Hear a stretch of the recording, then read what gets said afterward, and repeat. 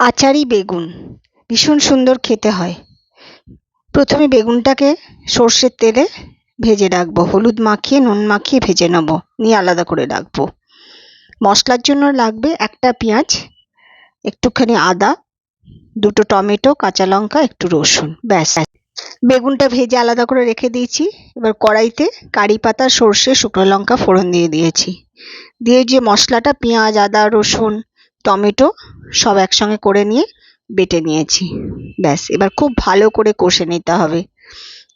এরপরে একটু হলুদ দিতে হবে, নুন দিতে হবে স্বাদ মতন, দিয়ে ভালো করে কষতে থাকতে হবে। কষে যখন তেলটা উঠে উঠে আসবে, একদম মশলাটা ভাজা ভাজা হয়ে যাবে, একটা খুব সুন্দর স্মেল বেরোয়।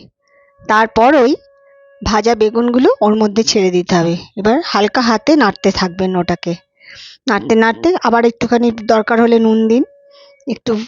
এরপরে ওই জল দিতে হবে না, ওরকমই চাপা দিয়ে দিন। খানিকক্ষণ চাপা দিয়ে বেশ ভাজা ভাজা হয়ে যাবে, ঠিক এরকম দেখতে হবে। তখন আবার খুলে ওর মধ্যে একটু মিষ্টি, খুব সামান্যই মিষ্টি দেবেন, অল্প একটুখানি গরম মশলার গুঁড়ো, ছোটো এলাচের গুঁড়ো, আর সঙ্গে আর একটা জিনিস দেবেন, আমচুর পাউডার। যদি আমচুর না থাকে টক দই দিতে পারেন, বা একটু তেঁতুল গুঁড়োও দিতে পারেন। ভীষণ সুন্দর হয় আচারি বেগুন।